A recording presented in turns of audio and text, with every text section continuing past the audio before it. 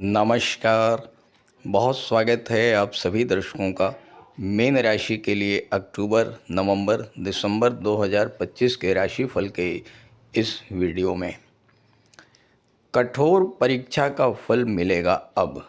जी हाँ, वर्ष 2025 के 9 महीने बीत चुके हैं और शेष 3 महीनों का राशिफल लेकर मैं प्रस्तुत हूँ।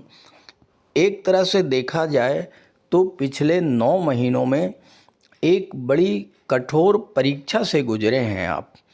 2025 मंगल का वर्ष है और 2025 के आरंभ से ही तमाम तरह की नकारात्मक घटनाएं घटित होती चली आई हैं।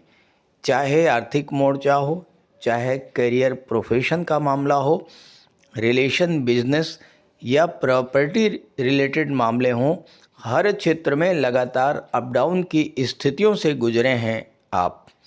लेकिन अब स्थितियों में एक बदलाव होने जा रहा है और ऐसा लग रहा है कि पिछले 9 माह में जो कठोर परीक्षा आपने दी है उसका सुखद परिणाम अब आपको मिलने वाला है।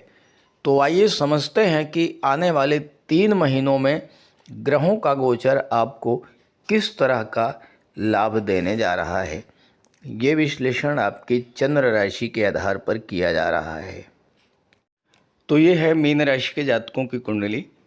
सबसे पहले वर्तमान ग्रह गोचर को समझिए।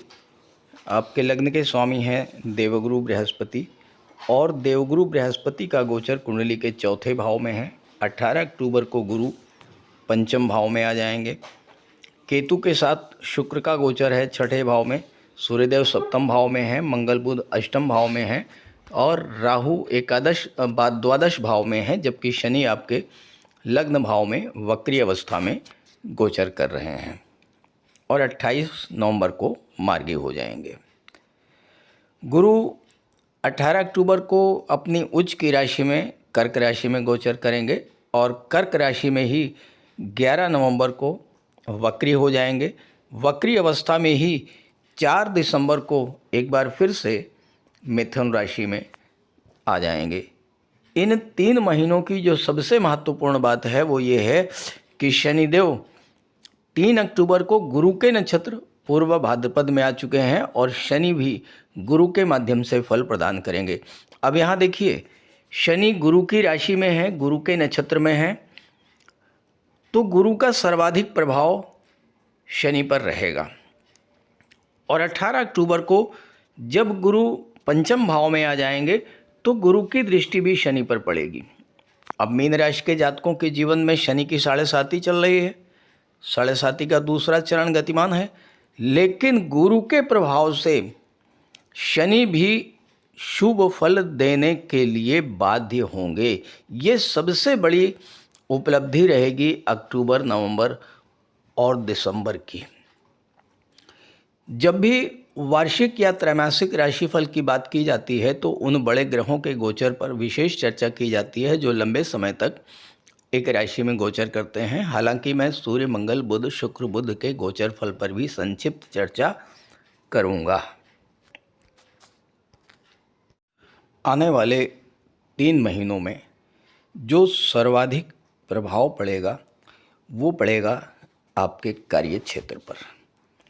कुंडली के दशम भाव के स्वामी हैं देवगुरु बृहस्पति और 18 अक्टूबर को गुरु पंचम भाव में आ जाएंगे। अब यहाँ देखिए, एक तो अपनी उच्च की राशि में गोचर करेंगे, दूसरे त्रिकोण के भाव में रहेंगे और तीसरे गुरु पंचम भाव में अति विशिष्ट कारक होते हैं। तो यहाँ पर गुरु आपके लिए 4 दिसंबर तक बहुत अच्छा फल प्रदान करेंगे। शनि लग्न में बैठे हैं, शनि की दृष्टि पड़ रही है 10वें भाव पर। शनि के कारण आपके कार्य क्षेत्र में जो गतिरोध आया, शनि के कारण आपके कार्यों की गति मंद हुई, शनि के कारण आपके कार्यों में लगातार विघ्न, बाधाएं, रुकावटें आती रहीं, लगातार अप डाउन की स्थितियां बनती रहीं, उन स्थितियों को विराम लगेगा। वो स्थितियां समाप्त होंगी क्योंकि अब शनि पर गुरु का पूरा प्रभाव रहेगा। शनि गुरु की राशि में है, गुरु के नक्षत्र में हैं और गुरु की दृष्टि है शनि पर। तो शनि चाह करके भी अशुभ फल नहीं दे पाएंगे।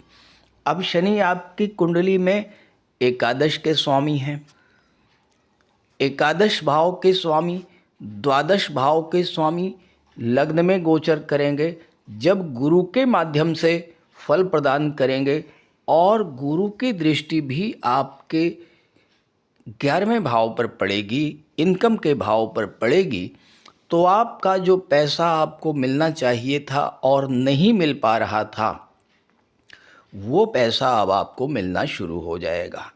आपके एफर्ट्स का फल आपको मिलना शुरू हो जाएगा। आपकी मेहनत का पैसा जो रुका हुआ था, जो फंसा हुआ था, जो धन आगम में गतिरोध पैदा हो गया था, वो समाप्त होगा। गुरु के प्रभाव से आपको धन की प्राप्ति होनी शुरू हो जाएगी। 12वें भाव पर शनि के कारण जो फालतू के खर्चे बढ़े हुए थे, वो खर्चे कम होंगे। 12वें भाव में राहु बैठे हैं। राहु विदेश के कारक होते हैं। 12वां भाव विदेश का होता है। तो इस समय राहु भी एक्टिवेट होंगे। अभी 18 अक्टूबर तक गुरु चौथे भाव में है, गुरु की दृष्टि राहु पर है। 4 दिसंबर को पुनः गुरु चौथे भाव में आएंगे और फिर गुरु की दृष्टि राहु पर पड़ेगी। तो आपको विदेश संबंधी कार्यों से भी लाभ मिलेगा। विदेश जाने के सपने आपके पूरे होंगे और विदेशी व्यापार से आपको लाभ मिलेगा। क्योंकि आपकी कुंडली में सप्तम के स्वामी बुध हैं।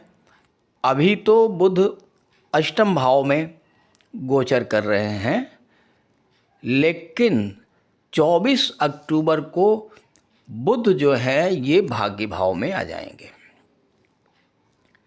लंबे समय तक वृश्चिक राशि में रहेंगे।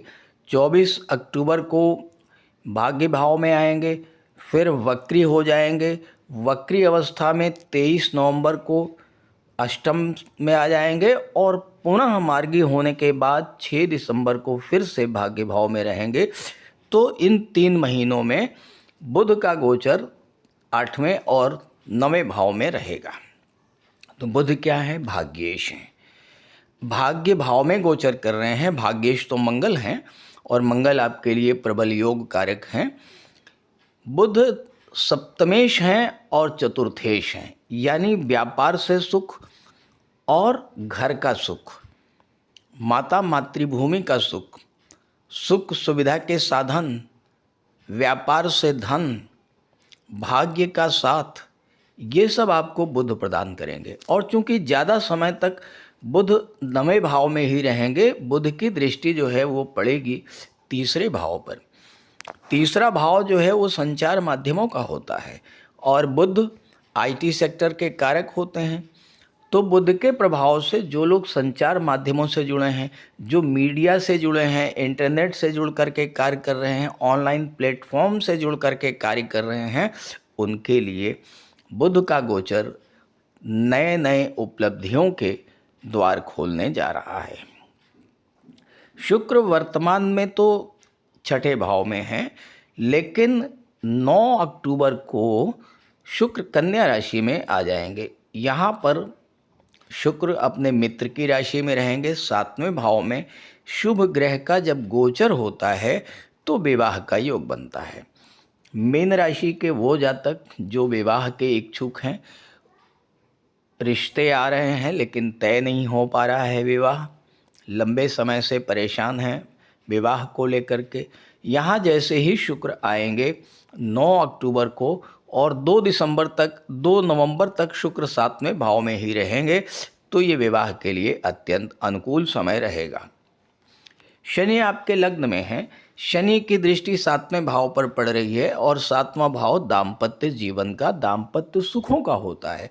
शनि के कारण आपके दाम्पत्य जीवन में जो दूरी बनी, दाम्पत्य सुखों में जो कमी आई, जैसे ही यहाँ पर शुक्र आएंगे, शुक्र तो प्रेम के ग्रह हैं, तो दाम्पत्य जीवन में एक बार फिर से एक दूसरे के प्रति आकर्षण बढ़ेगा, एक दूसरे के प्रति समझ बढ़ेगी और कोई समस्या अगर आपकी मैरिड लाइफ में है उसे आप सॉर्ट आउट कर पाएंगे।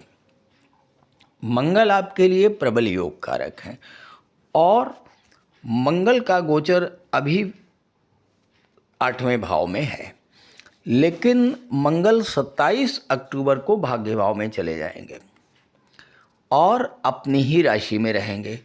यहाँ पर मंगल का गोचर आपके लिए बेहद अनुकूल रहेगा क्योंकि मंगल की दृष्टि पड़ेगी 12वें भाव पर, विदेश के भाव पर। जो छात्र उच्च शिक्षा के लिए विदेश जाना चाहते हैं उनके लिए विदेश जाने का योग बनेगा। जो छात्र आईटी सेक्टर से जुड़े हैं, चूँकि बुध भी रहेंगे इस समय, तो उनके लिए संचार माध्यमों से जुड़ कर के कार्य करने का एक अच्छा और अनुकूल अवसर प्राप्त होगा। बुध मंगल यहाँ पर आपकी पराक्रम पुरुषार्थ में वृद्धि करेंगे। बुध आपकी बौद्धिक क्षमता में वृद्धि करेंगे, आपकी कम्युनिकेशन पावर में वृद्धि करेंगे और अपनी बात आप खुल करके लोगों के सामने रख पाएंगे। आपके पावर ऑफ एक्सप्रेशन बढ़ेगी। आप कार्यालय में हैं, जहाँ भी काम करते हैं, आप अपनी बात खुल करके नहीं कह पा रहे थे, जैसे ही मंगल 27 अक्टूबर को भाग्य भाव में आएंगे, एक तो भाग्य का साथ मिलेगा, दूसरे आपके एनर्जी लेवल में वृद्धि होगी और बुध के कारण आपकी कम्युनिकेशन बढ़ेगी, तो आप अपनी बात खुल करके रख पाएंगे। दूसरा लाभ क्या मिलेगा कि मंगल धन भाव के स्वामी हैं। धन भाव का स्वामी जब भाग्य भाव में बैठता है तो भाग्य से धन की प्राप्ति होगी, तो इस समय आपको धन की भी प्राप्ति होगी। और चूंकि मंगल भूमि भवन प्रॉपर्टी के कारक होते हैं, जैसे ही मंगल 7 दिसंबर को धनु राशि में आएंगे, मित्र की राशि में आएंगे, यहाँ पर बड़ी महत्वपूर्ण घटना घटित होगी। एक तो मित्र की राशि में है, गुरु भी 7 दिसंबर को आ चुके होंगे चौथे भाव में, गुरु मंगल का दृष्टि संबंध बनेगा। मैंने अपने वीडियोस में कई बार आपको ये बताया है कि जब भी गुरु मंगल का दृष्टि संबंध बनता है, एक से अधिक साधनों से इनकम में वृद्धि होती है। तो मंगल गुरु का संबंध जैसे ही बनेगा 7 दिसंबर के बाद, आपके सोर्स ऑफ इनकम तेजी के साथ बढ़ना शुरू हो जाएंगे। एक से अधिक साधनों से आपकी इनकम बढ़ेगी।